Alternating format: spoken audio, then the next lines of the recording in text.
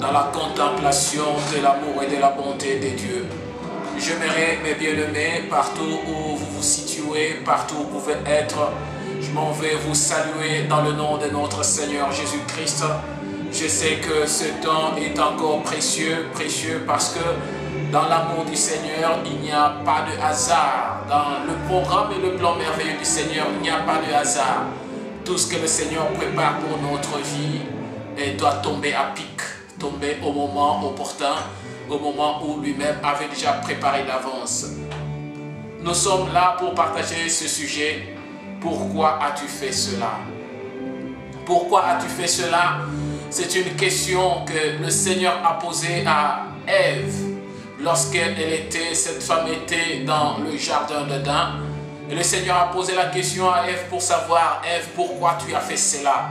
Tu as fait cela pourquoi? Parce que tu vivais selon le principe. Tu vivais selon la loi que j'avais établie. J'avais dit de ne rien manger, de manger tout, mais de ne pas toucher au fruit qui est de l'arbre qui est au milieu du jardin. Mais curieusement, par la ruse du serpent, Adam a été séduite par Ève parce que Ève a mangé du fruit qui était défendu. Ainsi le Seigneur, notre Dieu, passera pour poser la question, pour chercher Adam, pour chercher Ève. Et lorsqu'il pose la question, où es-tu? Mais il dit, je me cache. Pourquoi tu te caches? C'est parce que la femme que tu avais mise à mes côtés, et cette femme a mangé de ce qui avait été interdit, et elle m'a donné le fruit. J'en ai aussi mangé. Et le Seigneur posera la question à Ève. Ève, pourquoi tu as fait cela? C'est ça le début même de la malédiction, le début de notre calvaire humanitaire, le début de la chute de l'homme, là où l'homme est tombé, et pour dire que non, il n'y avait que la grâce qui peut nous relever. Mais cela, en soi-même, la chute de l'homme est une réalité, et la chute de l'homme est une évidence, parce que nous regardons maintenant que c'est dans le péché. Et la Bible nous dit, nos premiers parents ont péché, ils sont tombés, ils ont été dans le mal, ils sont tombés. Mais le premier Adam et le second Adam, nous sommes en train de parler de cette situation pour pouvoir nous situer dans la situation du second Adam. Le second Adam est venu comme le Rédempteur. Il est venu pour nous sauver. Là où nous étions tombés, selon le principe de faiblesse de l'homme, lorsque la femme a été tentée et elle a été mentie par les ruses du diable de l'ennemi Satan, c'est ainsi que cela est arrivé. Mais j'aimerais aujourd'hui me situer, non pas tirer cette pensée de Genèse au chapitre 3, verset 16, mais j'aimerais que l'on se situe maintenant dans le livre de Juges, le chapitre 16, verset 4 à 21. Je ne saurais pas lire le texte, il est très long, mais j'aimerais que là où tu es, là où tu te situes, tu puisses prendre ton temps de pouvoir lire ce texte. Et dans cette pensée, dans ce chapitre et dans ce verset, le Seigneur est en train de nous parler. La Bible nous parle d'une situation réelle qui est arrivée à un certain homme, un homme qu'on a appelé du nom de Samson. Samson, comme chacun de nous peut le savoir, je dis bien peut le savoir, pour ceux qui ne le savent pas, Samson était un fils de la promesse. C'était un fils qui est sorti d'un couple, un couple qui a connu beaucoup de temps d'attente. Et ce couple n'avait pas d'enfant. La femme était stérile. Et lorsque la femme cherchait la maternité, elle n'a pas trouvé la maternité au moment opportun. Mais Dieu faisant grâce, Dieu a parlé à la femme. Il a dit à la femme, voilà, le temps est arrivé, tu auras un enfant. Et ce garçon que tu auras, il sera toute sa vie, il sera consacré à moi. Le rasoir ne passera pas sur sa tête. Et toi, tu ne boiras ni boisson enivrante, ni quelque chose qui peut abdiguer à la promesse de la consécration de l'enfant. Ainsi, la femme était soumise à cela. Elle a donné naissance à cet enfant qu'on appelle Samson. En grandissant, Samson avait une mission. La mission de Samson était d'apporter et la conquête, de faire valoir la puissance de Dieu, des enfants de Dieu d'Israël, au-devant des Philistins qui prenaient la domination sur ce peuple. Mais lorsque Samson a grandi comme tout garçon qui grandit, le temps était arrivé où il a eu le besoin de trouver une femme. Il est allé se trouver une femme au niveau du pays de Philistins, le Philistin qui était leurs ennemis, le Philistin qui dominait sur eux. Il est allé trouver une femme dans leur camp. En trouvant la femme, il a demandé à ses parents que le parent puisse l'amener pour pouvoir doter. Voir la femme et doter dans la famille de la femme. Et ils sont partis. Bien que le parent était opposé premièrement, mais Samson avait insisté. La Bible nous dit sur cette place que l'insistance de Samson était parce que le Seigneur l'avait déjà planifié ainsi. Le Seigneur voulait que ça puisse être une cause de pouvoir apporter, de pouvoir démontrer la force du Dieu Tout-Puissant au milieu des enfants de Philistie. Et ainsi le Seigneur a permis que cela se fasse. Un échec, échec sur échec, mais le tout pour l'accomplissement d'une mission divine. Et voilà, en troisième position, il va encore aimer une femme. Et la femme que Samson va aimer, c'est encore une femme de Philistin. Et il va aimer cette femme du nom de Delilah. C'est là où le chapitre 16 du livre de Juges commence à partir du verset 4. Et il va aimer cette femme. Lorsqu'il aime la femme, il a le grand amour pour la femme. Mais tout en ayant le grand amour pour la femme n'a pas sincèrement l'amour pour Samson.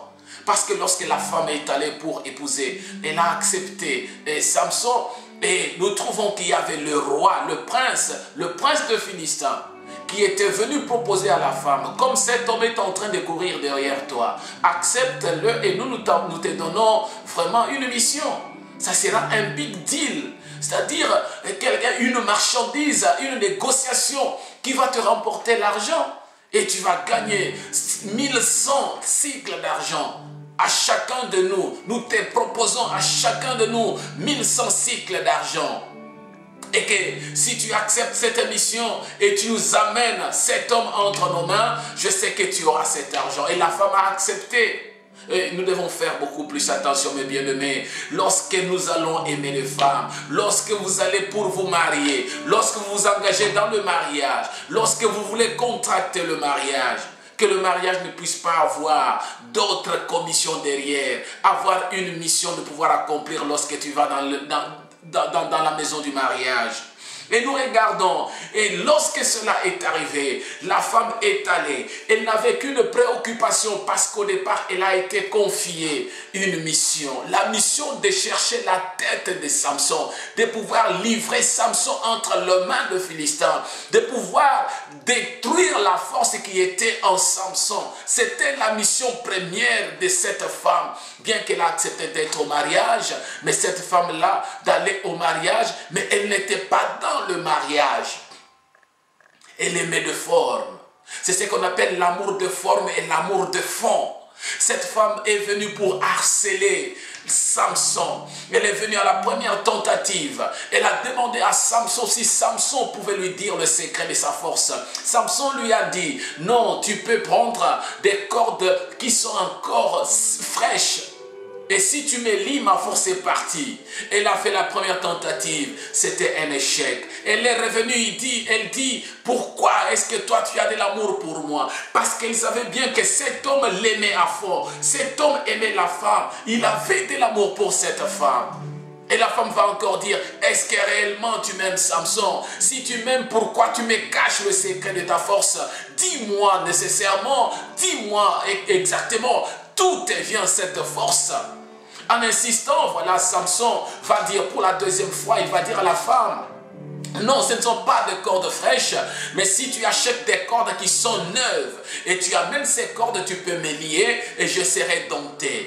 Non, mes bien-aimés, la femme est allée à la deuxième tentative. Nous devons faire attention pour une personne qui est à côté de toi, qui est en train d'insister pour le même problème jour pour jour, qui est en train de chercher que tu lui livres le secret que tu as dans ton cœur, que tu puisses dévoiler ce que le Seigneur t'a accordé, toi qui es consacré au Seigneur. Et nous trouvons que cette femme a insisté. Elle n'a pas trouvé gain de cause. La troisième fois, elle est venue avec exagération. Elle est venue avec persévérance. Elle est venue avec force pour dire à Samson, non, sinon moi et toi, ça ne va pas marcher. Si réellement tu m'aimes, pourquoi tu me fais ça? Pourquoi tu ne veux pas me dire la vérité sur l'origine de ta force? Et Samson lui a dit, cette fois-ci, je te dis, si tu prends seulement les chaînes et que tu me lis à côté du lit, je pense que ça sera fini pour moi. Et lorsque la femme a pris, elle a profité lorsque Samson dormait. Elle est venue, elle a pris des chaînes, elle a lié Samson. La Bible nous dit, elle a lié avec les chaînes. Mais lorsqu'elle a réveillé Samson pour éprouver encore, dire, Samson, voici le Philistin à côté de toi. La Bible me dit, Samson a sursauté, les chaînes se sont cassées. Et Samson était là, il a regardé la femme. Oh, après plusieurs tentatives de suicide et de menaces d'arrestation, Samson n'avait toujours pas tiré la leçon. Il n'avait pas toujours compris que c'était un piège pour lui, afin qu'il puisse rendre l'âme. Et la femme rentre encore avec insistance, avec persévérance. La femme rentre encore pour demander à Samson, aussi toi tu ne me dis pas Samson, moi et toi c'est fini, je ne peux pas rester avec toi, je veux que tu me dises. Elle a beaucoup insisté. Elle insistait parce qu'elle voyait déjà le big deal qu'elle avait avec le prince de Philistin qui lui avait déjà promis une somme, une grande somme d'argent. Et voilà, Samson va céder cette fois-ci. À la quatrième fois, il a trouvé que la pression était si grande. Il a trouvé que la pression était si haute. Il a accepté de délivrer le secret de sa force. Il a dit, moi, tel que je suis, tel que tu me vois, je suis un enfant, un homme consacré au Seigneur. Si moi j'arrivais seulement si tu arrivais seulement à couper mes cheveux, si tu arrivais à raser mes cheveux, ma chevelure n'a jamais été rasée depuis mon enfance. Mais si elle est rasée, oh, je sais que là, ça sera fini. Et comme cette femme, elle était rusée. Cette femme, c'était une femme qui était une femme déterminée, une femme étrangère, une femme qui avait pour avec mission de pouvoir détruire Samson et non pour bâtir une vie conjugale et non pour bâtir une vie de famille avec Samson. Elle a compris que le temps était venu. Elle avait déjà tressé cette tresse à la chevelure de Samson. Et la Bible me dit, lorsqu'elle était en train de chercher à persuader Samson, elle faisait des caresses. Elle était en train de cajoler, de caresser Samson. Et sous ces caresses, Samson va lâcher. Et la Bible me dit qu'elle a tenu ses cheveux, elle a demandé qu'elle en vienne raser, couper. Le rasoir est entré dans la tête, il est passé par la tête de Samson. Et on a coupé les cheveux lorsque les cheveux étaient par terre. Et Samson n'avait plus de force. Pouvez-vous vous imaginer quelle est la dimension de cette ambiance que cette femme pouvait avoir passé avec Samson? Au moment où Samson, lorsqu'on lui coupait les cheveux, il ne pouvait même pas sentir qu'on était en train de couper les cheveux. La Bible dit qu'elle était en train de masser, de caresser Samson. Et Samson a oublié même qu'on était en train de couper ses cheveux. Nous devons faire attention avec les hommes qui dorment comme des porcs. Les hommes qui dorment juste pour ronfler. Lorsqu'il est parti dans le sommeil, il n'a pas de référence. Nous savons que l'homme